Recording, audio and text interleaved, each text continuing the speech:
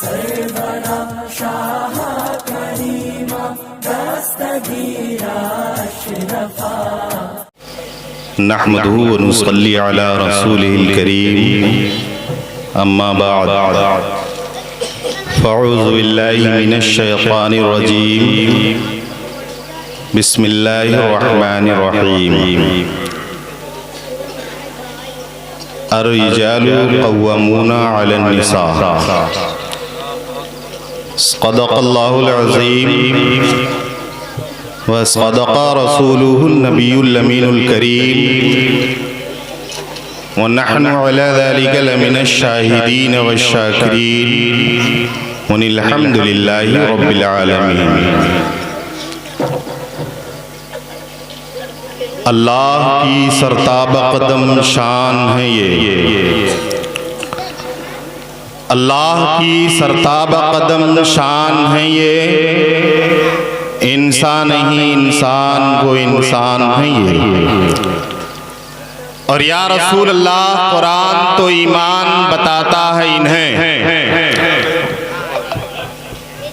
या रसूल अल्लाह कुरान तो ईमान बताता है इन्हें, ईमान ये कहता है मेरी जान है ये, ईमान ये कहता है मेरी जान है ये। हज़रात गिरामी, बहुत ही लंबी चौड़ी गुफ्तगू करने का मौका नहीं मिला। मिंबरे रसूल पर बड़े बड़े मुक़र्रर उलमाए इज़ाम जलवा अफरोज हैं। मैं बहुत बड़ा खतीब भी नहीं हूँ और बहुत बड़ा कोई आलिम भी नहीं, लेकिन फिर भी एक मौका मिला। कुछ लब गुशाई करने का। आप ये देखें, शादी के मौके पर इस महफिल पाक का एहतमाम किया गया है, तो इस महफिल की फजीलत क्या है और जो काम होने जा रहा है आने वाले दिन में उसकी फजीलत क्या है। बहुत सारे लोग तो ऐसे भी हमें आपको मिलेंगे जो ये जानते तो हैं कि शादी करना है, लेकिन शादी है क्या वो नहीं मालूम, बल्कि ये कह लें आम फहम जुमलों में इस दौरे हाजिर में दूल्हा और दुल्हन की मुलाकात को शादी कहा जाता है, लेकिन शादी की फजीलत क्या है, उसकी बरकतें, उसकी रहमतें क्या हैं, आज मेरा नौजवान इससे नावाकिफ है, नहीं जानता है। और इसी नावाकिफियत की बुनियाद पर आप देखें हमारे समाज में, हमारे मुआशरे में कितनी गंदगियां फैली हुई हैं। बगैर नाच गाने के कोई शादी नहीं होती, बगैर डांस किए हुए कोई दूल्हा नहीं सजाया जाता। क्यों? इसलिए कि हमने शादी की फजीलत को नहीं जाना।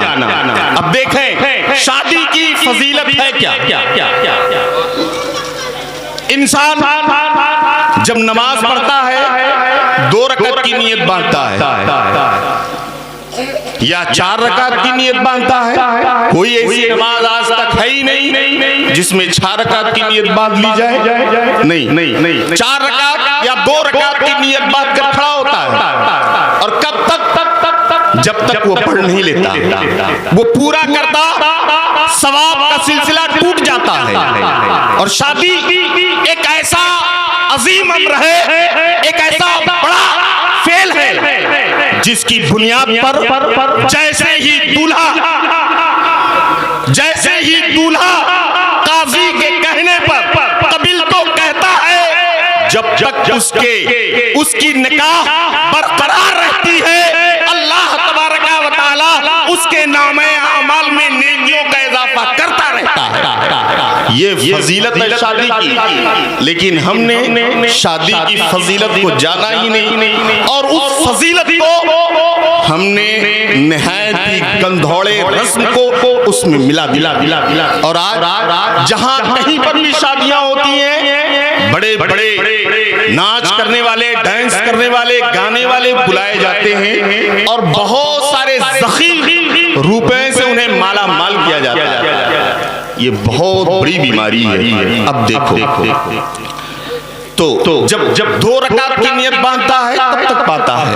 आप देखें हज के लिए जाता है हाजी, चाहे वो 15 दिन का टूर हो, 20 दिन का हो, 50-40 दिन का टूर हो, जैसे ही वो रखते सफर बांधता है उसके नेकियों के जंबील को अल्लाह तबारका व तआला बावजन करता रहता है और जैसे ही उसका सफर खत्म होता है नेकियां मौकूफ कर दी जाती हैं। लेकिन शादी एक ऐसा प्यारा अमल है जो जन्नत से चला, हजरत आदम से लेकर के ये जन्नती रिश्ता और जन्नती काम जन्नत से चला और आज हम उसे जन्नती काम को दोज़खी में तब्दील कर रहे हैं। क्यों? इसकी नावाकिफियत की बुनियाद पर। अब देखो हज़रत अल्लामा लैस ज़मरकंदी रहमतुल्लाह ताला अलैह इरशाद फरमाते हैं कि अगर कोई दूल्हा अपनी बीवी से मुलाकात के लिए पहली रात में दाखिल हो बीवी के हुजरे में और 2 रकात नफल के साथ अपने बीवी के करीब हो और अल्लाह तबारका व तआला अगर उसके रिश्ते अज़दवाजी को बढ़ाना चाहे और अल्लाह ताला उसकी नस्लों में बरकत दे और उसके वहां अगर कोई औलाद पैदा होती है तो अल्लाह तबारका तो हज़रत लैस ज़मरकंदी रहमतुल्लाह ताला अलैह फरमाते हैं कि उसकी नस्ल से जो औलाद पैदा होती है उसके हर सांस के बदले अल्लाह तबारका व तआला हर सांस के बदले 70 हज का सवाब इनायत फरमाता है। ये कितनी बड़ी फजीलत की बात है, कितने बड़े मर्तबे की बात है। लेकिन आज हमारा नौजवान सिर्फ और सिर्फ नाच और गाने के पीछे पड़ा हुआ है, शादी की फजीलत को नहीं जानता, निकाह की फजीलत को नहीं जानता, इसकी बड़ाई और इसकी बुजुर्गी को नहीं जानता। तभी तो आज हमारा नौजवान एक दलदल में फंसता नजर आ रहा है, एक ऐसे दहाने पर जाता हुआ नजर आ रहा है जिस जगह से सिर्फ और सिर्फ दोज़ख की आग भड़कती नजर आएगी और कुछ न मिलेगा। लेकिन ऐ नौजवानों, अगर तुम्हें शरीयत मुस्तफा पर जिंदगी गुजारना है तो अपने आक़िबत को इसी दुनिया में संवारना होगा और ऐसे बुरे माहौल से अपने मुआशरे को बचाना होगा। जब आप अपने मुआशरे को बचाएंगे तो इंशाअल्लाह ताला आने वाली नस्लें भी अल्लाह और रसूल के फरमान के मुताबिक अपनी जिंदगी गुजारती हुई नजर आएगी। अल्लाह रब्बुल इज्जत की बारगाह में दुआ है मुझसे बोलने में किसी भी किस्म की गलती हुई हो तो उसे माफ फरमाए। चूंकि 10 मिनट का वक्त मिला था, प्यारे हबीब को पुकार, प्यारे नबी का नाम ले, दामन मुस्तफा में आ पाए रसूल थाम ले। अस्सलाम वालेकुम।